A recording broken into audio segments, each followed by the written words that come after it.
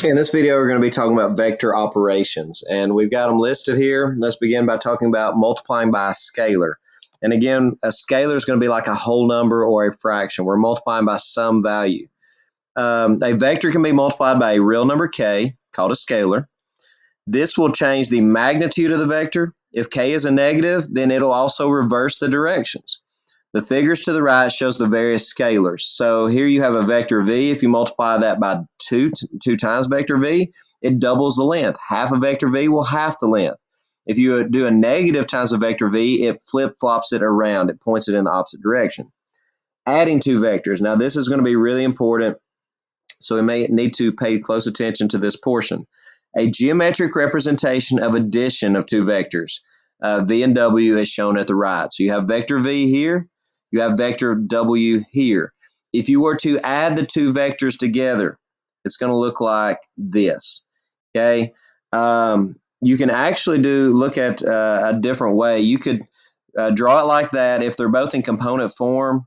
Let me draw another vector w here, or another. If you took this vector v and drew it to the tip here, you actually have what's called a parallelogram from geometry.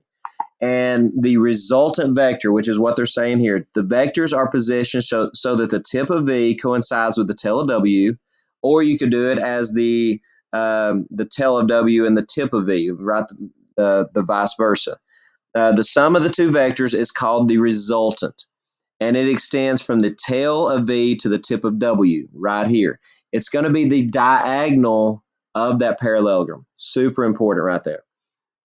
Okay, to subtract two vectors, the difference of two vectors, well, all you do is add the opposite. The same thing with how do you subtract 5 minus 3? Well, it's the same thing as 5 plus a negative 3, the opposite of 3. So vectors work the exact same way, and you can see that in the model to the right.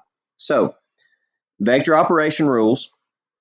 If vector v is a1, b1, and vector w is a2, b2, are vectors and k is a real number, then, well, how do you do k times v?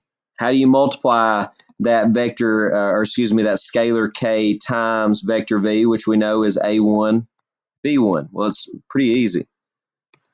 You simply multiply both of the components by k. You do k times a1, comma, k times b1. That's it. How do you add two vectors?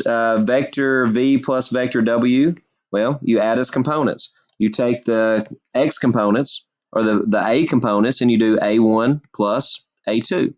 Then you do b1 plus b2 to give you the second component. And subtraction is the exact same way. To subtract vector v minus w, you'll do a1 minus a2, comma, b1 minus b2. So you simply subtract or add the corresponding components. So here we go. Number one says find each of the following. If vectors a, b, and c are this, what is 2 times vector c? So we're going to do 2 times vector c, which is negative 4, 5, which is simply negative 8, 10. Distribute. That's it. A plus b, simply add the components together. Here's a, here's b. Add your a components, negative 6 and 1 is negative 5. And then add your second components, 2 and 7 gives you 9. That's it. C minus b, now let me copy this down. C is negative 4, 5. Minus b, which is 1, 7. Step number 1, you will subtract your horizontal components. Negative 4 minus 1 is negative 5. And then your vertical components, 5 minus 7 is negative 2, and you are done. A minus 3c. So let's go ahead and copy down a, which is negative 6, 2. Minus 3 times vector c, which is negative 4, 5. So let's follow our order of operations. Let's go ahead and distribute that 3 first. So then you have negative 6, 2 minus, or you can distribute a negative 3 and do plus. 3 times negative 4 is negative 12. 3 times 5 is 15. Now let's subtract the two vectors. Subtract your horizontal components. Negative 6 minus negative 12 will be a positive 6. Subtract your vertical components. 2 minus 15 is a negative 13, and you're done. Number 5. We're doing 1/2 times vector A, which is -6, 2, and then minus vector B, which is 1, 7. So we're going to do, first off, half of vector A, so that's going to be -3, 1, minus 1, 7.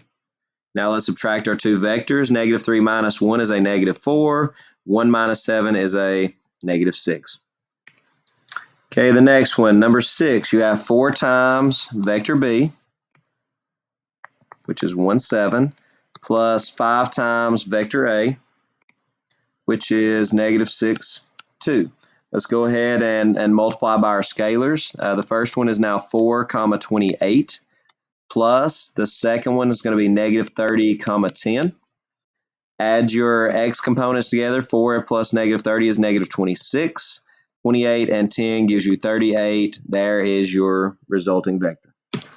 Okay, next up we're going to be discussing unit vectors. A vector with a magnitude of 1, which we mean by unit 1, is called a unit vector. Given any vector v, a unit vector u can be written in the same direction by using the following rule.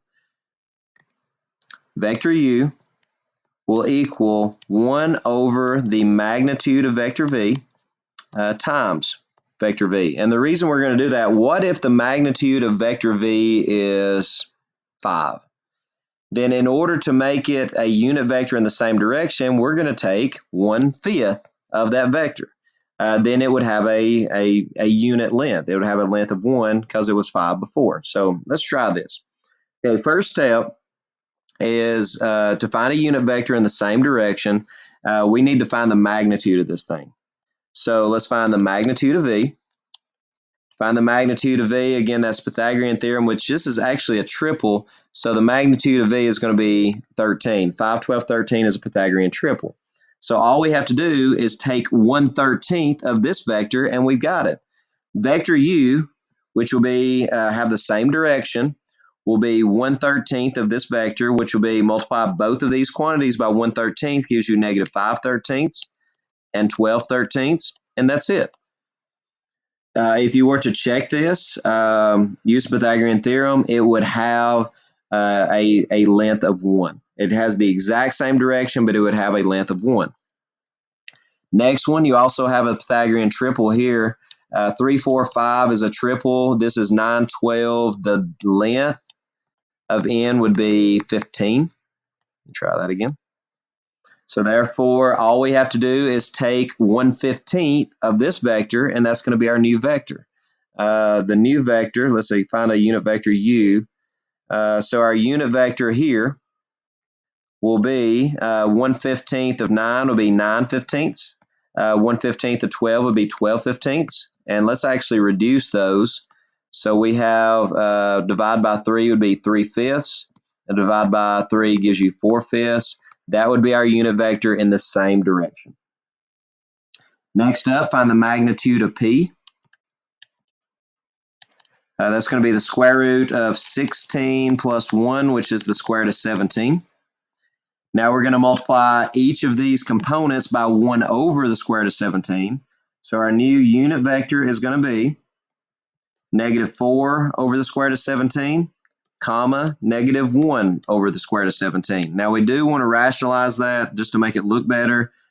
So our vector is going to be -4 root 17 over 17 and negative root 17 over 17. So there's our unit vector. The next one, Pythagorean theorem, to find the magnitude of k is going to be the square root of 16 squared, which is 256, plus -8 squared is 64. That's going to be the square root of 320, which actually reduces to 8 root 5. So let's take and multiply each of these components by 1 over 8 root 5, and our unit vector is going to be 16 over 8 root 5, comma, -8 over 8 root 5. Let's reduce that down. 16 and 8 reduces to 2 and 1. 8 and 8 cancels completely. Now let's rationalize. Multiply top and bottom by root 5 gives you 2 root 5 over 5.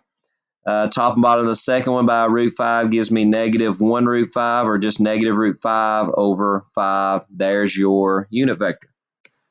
Couple more. Let's see, AB.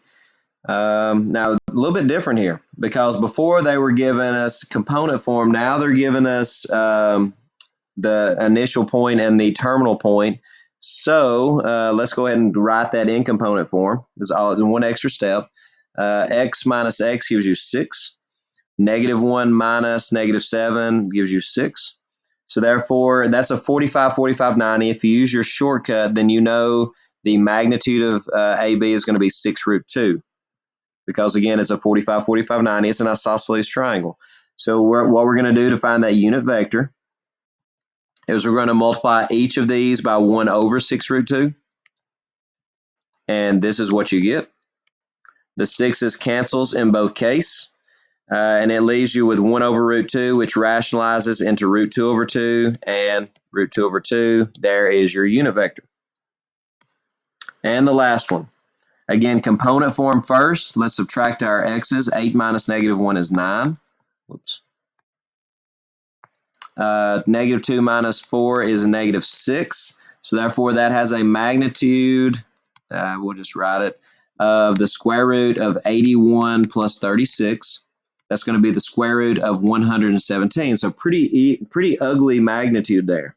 Now that will reduce, though. That's going to be the square root of 9 times the square root of, let's see, 9 times 13.